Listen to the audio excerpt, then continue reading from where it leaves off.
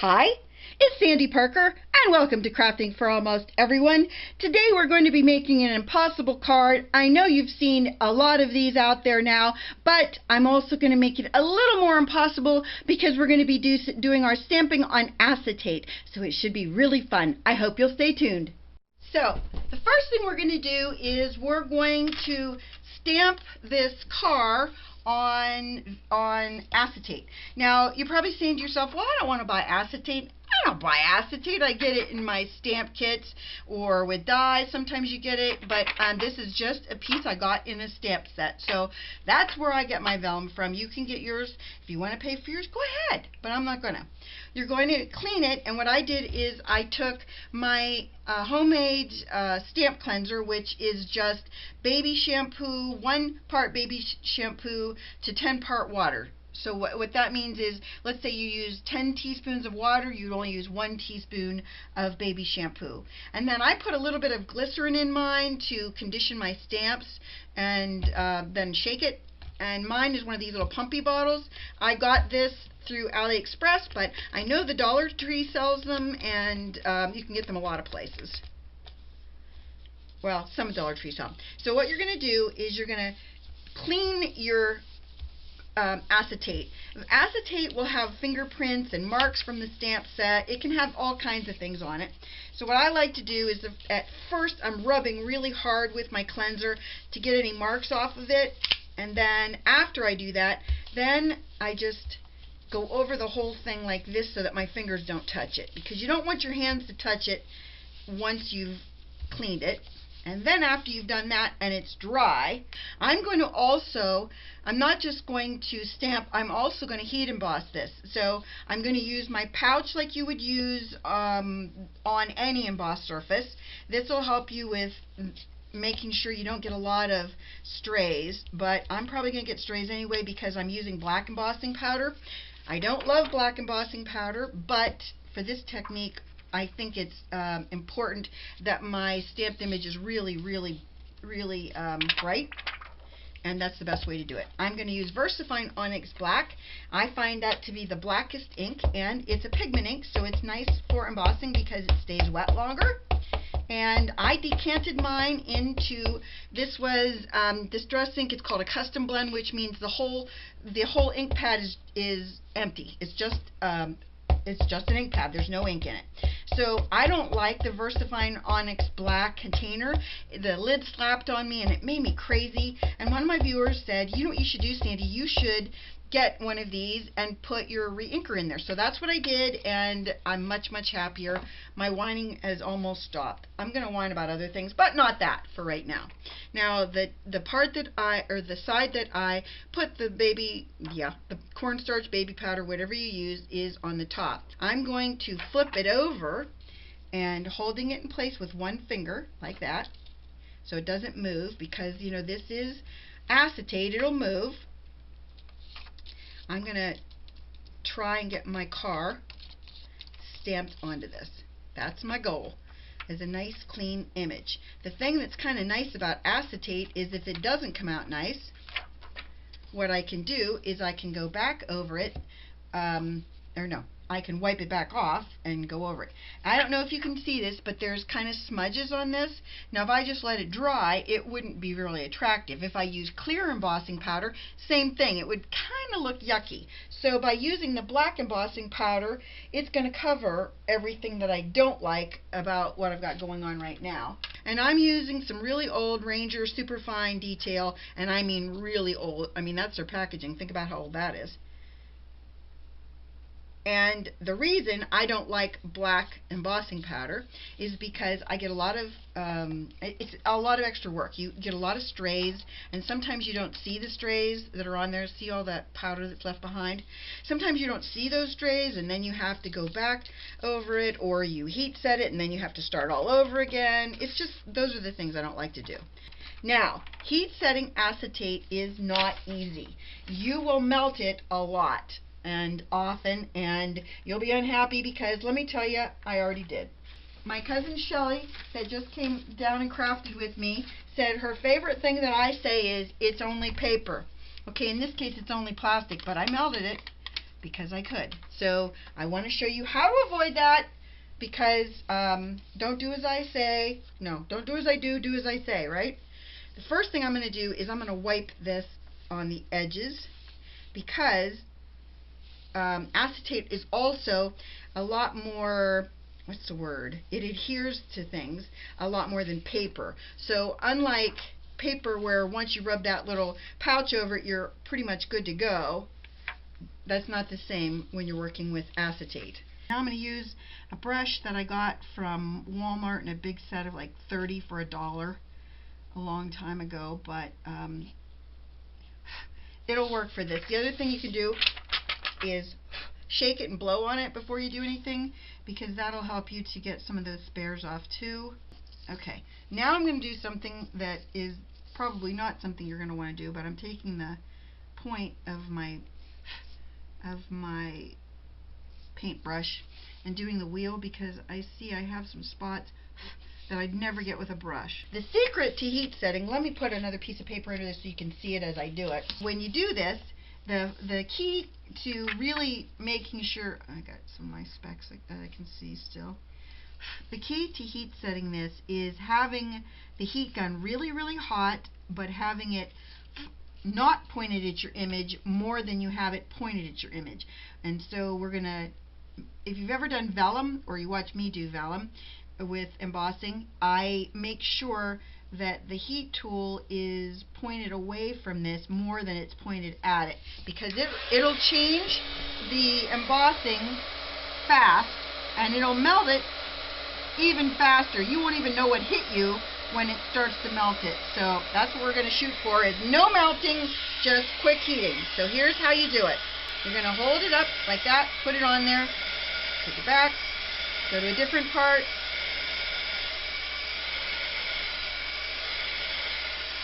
You don't want to stay on the same spot more than a second. Here's our card finished. We're going to trim it out to fit on our Impossible card, and I'm going to get an old book and rip a page out of it. Let me grab that. I'll be right back. I'm not sure if I told you where my stamp came from. It's an old Inkadinkadoo stamp, and it's 91406. That's all in numbers I have on it, but that's my scoop on that. Now, the next thing we're going to do is we're going to get our Impossible card made, and I'm going to show you how to make one. They're very simple. If you haven't seen one, I watched a video, and I can't remember the name of the people that did it. I'll make sure I get that and add it in at some point so that you have it. Okay, the first thing you're going to do with your card is you're going to start with a 5x7 piece of cardstock, just one 5x7. This is 90-pound cardstock, and it should work for this. The first thing you're going to do is you're going to make a mark at halfway across your card. So that's at 2.5.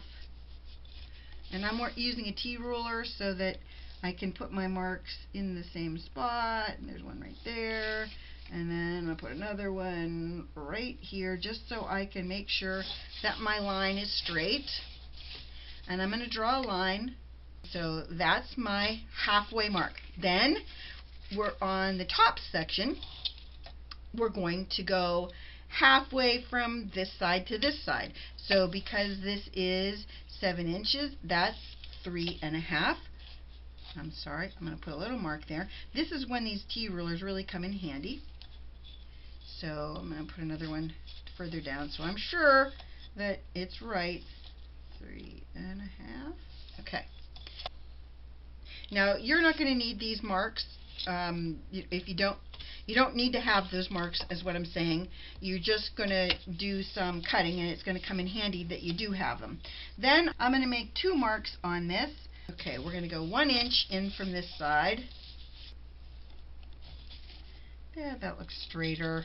Alright, now all you're going to do is you're going to make a 1 inch line to the center, a 1 inch line from this edge to the center, and then halfway across your card you're going to make another line. Okay? That's really all that is involved in making these cards. To make this card, if you've never seen one, they're very simple. But to make it, it just is a matter of cutting lines. That's it. That's the whole secret. If you can cut a line, you can make one of these impossible cards. Now, I chose 1 inch on my border because I'm doing a thicker or a bigger card. But you could make that border on the side smaller if you wanted to. You don't have to make it that 1 inch. You can make it thinner. You can make it thicker. You can do whatever you want to do. I just chose that because I think it'll work better to put my car on it. You're only going to cut on those lines up to that center spot, and then you're going to cut on the center line. Center. There, now I did. Okay, next step, erase all my mess.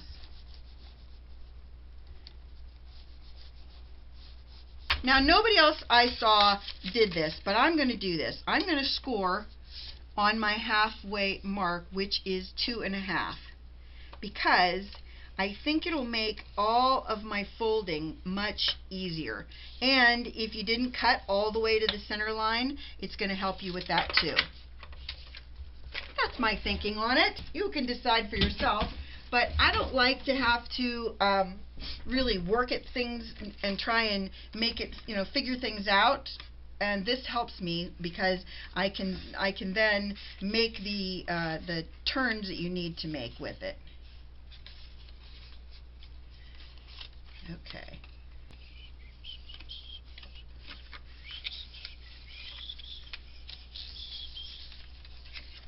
Here's one of the things that a lot of people do. You put a bar across here so that you can hold this in place better. And because I scored it, now my paper is straight across, and that's nice. And it looks kind of beat up right now, but remember, we're going to be layering this. And I think I'm going to round my corners too, because I kind of think it would look better with rounded corners on this. Yeah, works good. Push it all the way in. And then when you do this, you just have to make sure you remember what setting you did, because again, we're going to line this, and if you line it with other paper, that paper has to be rounded too. Oops, didn't get in all the way. We rounded all of our edges for this part, and then what do I do with my car? Oh, here it is. My car is going to go here, but I thought it'd be super fun to use a part of an old dictionary. The man's name that I'm doing this card for is Rod, and right here is the word Rod, and he's really into hunting, so the wildlife works for it. The whole this whole paper really works well for this, and so that's my plan, and I'm gonna trim this edge with my paper trimmer. So here's our paper that we're going to line our card with, and I'm going to do some die cuts with some thicker paper to put on this as well. But I think that if I layer this with some black paper under it or some dark gray, and I do have some fun dark gray paper I could do that with. So let me grab some paper to layer this with, and I'll be right back. So I found the name of the lady I saw make this. Her YouTube channel is called Mixed Up Craft, and she did a great job of explaining how to do this. And the secret to it is, once you get this paper cut like this, you flip this over like that, so that it has this part that sticks up, and then both of those parts lay like that. So it's a really cool card. I was going to make another one going in this direction, and up and down, and I might do that at another time. But I found my black cardstock, and I think what I'm going to do is maybe layer my paper on that so that it's kind of safe, because I'm afraid it's going to get really whacked up if I don't. So we're going to do some measuring to decide how big this piece is, or how big we want that to be when we trim it. This piece of card is 5 inches. this little piece that we have by 2.5. So we're going to want that to be 2.25 by 4 3/4 in order to layer it there. So the first thing I want to do is, I don't know if I said this on camera or not, but I think what I want to do is I want to use my old paper and go around the edges of the white cardstock, just so the white cardstock looks more like old paper versus what it looks like right now, which is white. We don't want it to be white very badly. All we have to do are our edges. Just keep that in mind. I already did a really great job, didn't I? I got it all blotchy. We'll call it old paper blotchy. Good thing it's going to be covered mostly, right? Okay, that looks horrible, but it's okay. Don't worry, we're going to be fine. So it looks like I have a big mess here, but what I wanted to do is I wanted to cut a lot of my papers that weren't important, that you wouldn't struggle with knowing how to do later. Simple paper trimming like this, you know how to do. So let me give you the dimensions that I cut this to. I cut this to 4 7/8 by 2 3/8, so that it fit in that spot really well. So first thing first, let's see if we can get this glued down, and then we'll work on our next part.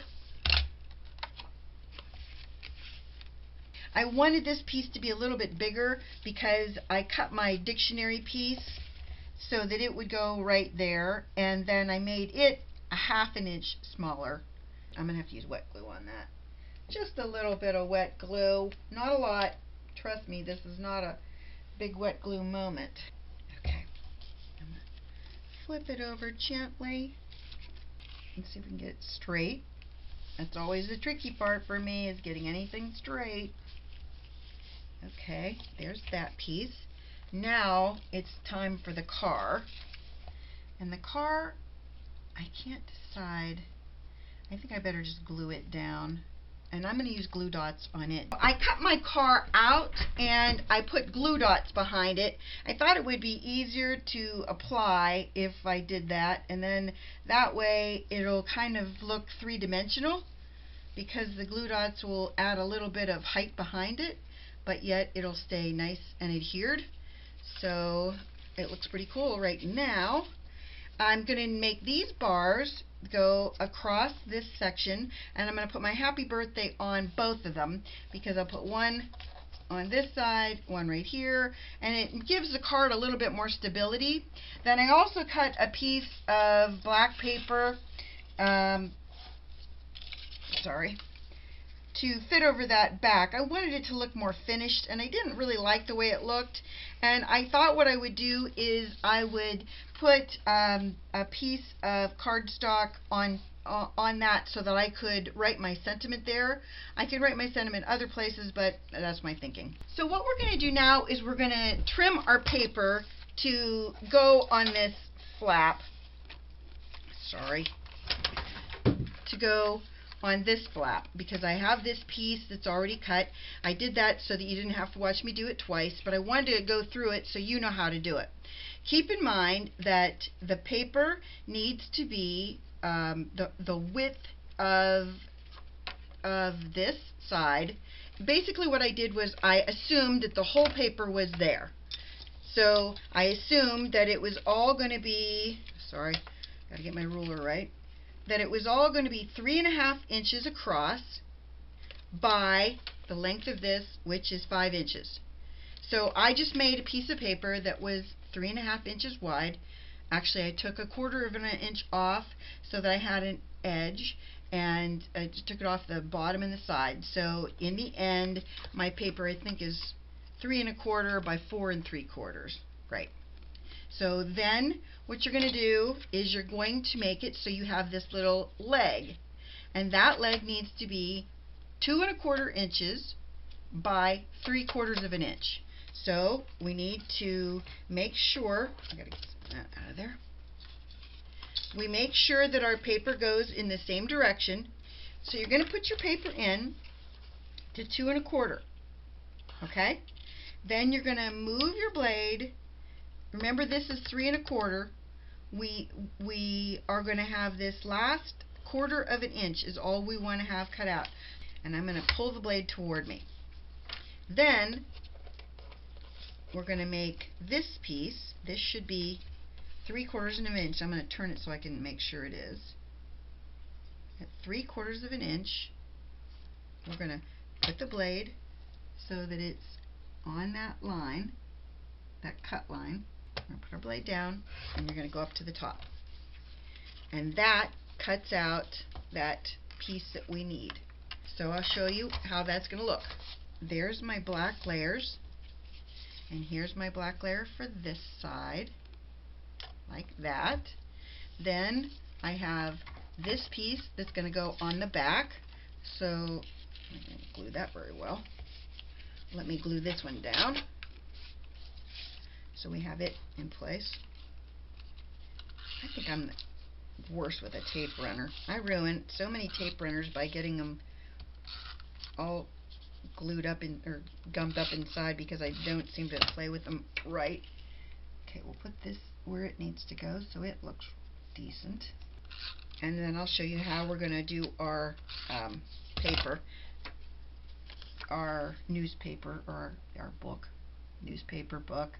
I'll just keep changing the name of it till I like the name that I come up with. And then I'm going to put my newspaper on that. And the way I'm going to do my newspaper, this is what I thought I would do, is I'm going to round my corners again. Here's my plan for this. Just because this paper is so fine and so hard to work with, I won't be able to use my paper trimmer for it. So I'm going to have to probably hand trim out this leg, arm, whatever you call that part. Let me make a couple marks.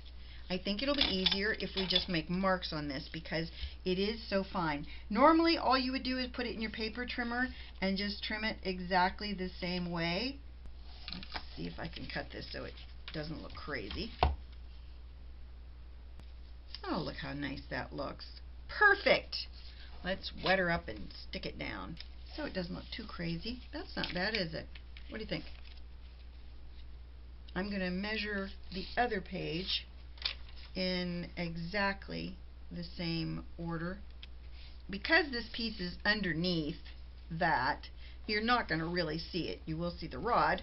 Now what I thought I would do is I would put, this is a 5 by 1 inch piece of cardstock, and what I thought I would do is put happy birthday from this Greetings for You. It's an old Stampin' Up! Sentiment that I thought I would put on this one, and I thought I would do another one back here and do that in like a, I don't know, gold or a silver. What do you think about that? Silver, gold, I don't know.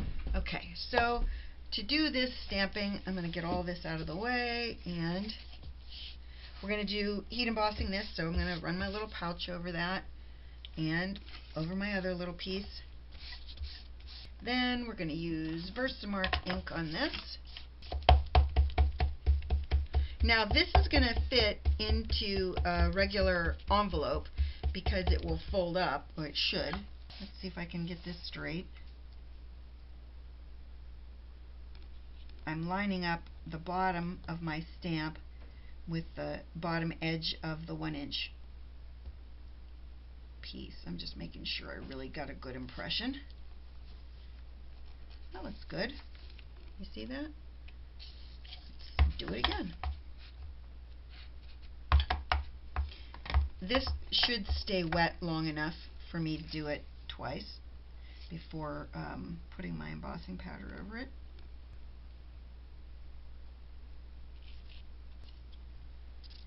There's that one.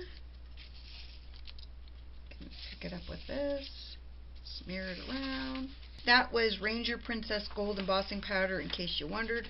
It's not, it's like a gold that's kind of old looking, I'd say. I wouldn't call it a vibrant gold. It's a nice gold. Well, you'll see in a second, but I just thought I would tell you that it's not a really, this is a weird term, but I'm going to use it anyway. It's not a gold. Let's look at the card, and then we'll do a quick stamp on our envelope and be done.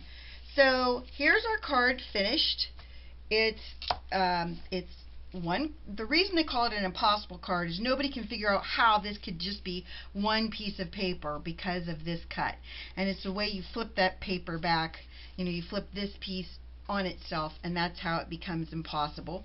And then I lined it on the back with craft cardstock. I'm going to write my message back here. I know a lot of other people write theirs, you know, like on this, but I thought it made more sense to do it back there. So that's what I'm going to be doing, and it fits into a 5x7 envelope perfectly. And what I thought I would do is I would take this little happy birthday stamp,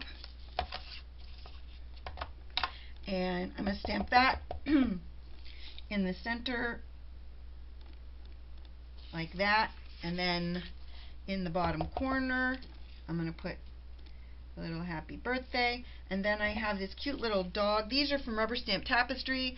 This one is called the Doggy Running Happy. He is a little Springer Spaniel, and this dog is the closest I could come to a little Springer Spaniel. So I thought it would be fun to make him kind of jumping around on the card, and then I'm going to do him on the back as well. He's going to start there, and then he's jumping all over. So that's my card and my envelope. I hope that you got a couple techniques out of this and that you'll give a try to an impossible card. Like I said, all you'd have to do is use one floral kind of cardstock. You wouldn't have to do all this layering of paper that is the complicated part. And trust me when I say I understand it's complicated, so I'm not encouraging you to do that. What I'm saying is if you just took a 5x7 piece of floral cardstock and played with it, I think you would get a really great result. Anyway, I hope that you enjoyed this. You'll give it a thumbs up and subscribe. Please tell your friends about me on social media because you know I love that. And thanks so much for watching. Bye-bye.